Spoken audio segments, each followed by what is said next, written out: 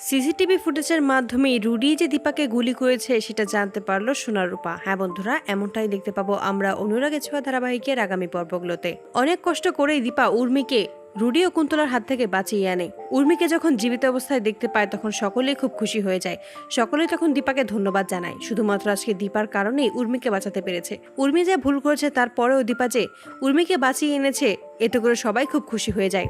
সবাই দীপাকে ধন্যবাদ জানায়। ঠিক সেই মুহূর্তেই দীপা তখন বলে যে একমাত্র ডাক্তারবাবু ছাড়া আমি একা উর্মিকে কোনোভাবেই বাঁচাতে পারতাম না। ডাক্তারবাবু ছিল বলেই আমি উর্মিকে এত সহজেই ওই কুন্তলা রুডির হাত থেকে বাঁচাতে পেরেছি। তখনই সবাই সূর্যকে খুঁজতে থাকে, কিন্তু হঠাৎ করেই সূর্য সকলের সামনে এসে দাঁড়ায়। এতে করে সকলেই খুশি হয়ে যায়। ঠিক সেই মুহূর্তেই সূর্য দীপা থেকে বন্দুক তাক করে আর বলে যে আজকের খেলা এখানেই শেষ।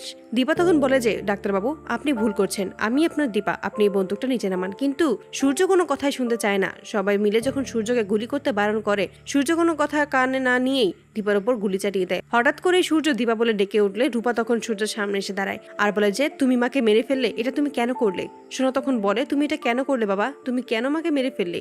সূর্য কিছুই বুঝতে পারে না সে কখন এটা করলো। সূর্য তখন বলে আমি এটা করিনি, আমি দীপাকে মারতে পারি না, তোমরা কেন আমার কথা বিশ্বাস করছো না? সূর্য বারবার বলতে থাকে সে দীপাকে গুলি করেনি। এতে করে সবাই অবাক হয়ে যায়।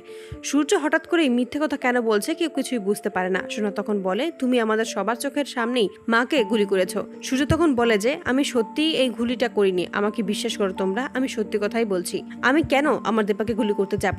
রূপা তখন সোনাকে বলে আমার মনে হচ্ছে এখানে কোনো একটা গড়বড় আছে, তা না হলে হঠাৎ করেই বাবা এরকম কথা কেন বলবে? বাবা যদি গুলিটা করে না থাকে তার মানে অন্য কেউ করেছে, আমাদের চারপাশটা খুব ভালোভাবেই দেখতে হবে। তখনই অবিনাশকে বলে আমাদের একটু সাহায্য করুন। অবিনাশ তখন সোনা ও রূপার সাথে সব দিক ঘুরে ঘুরে দেখতে থাকে কোনো প্রমাণ আছে কিনা। হঠাৎ করেই সোনা রূপার চোখ যায় যে সেখানে একটা সিসিটিভি ক্যামেরা রাখা আছে।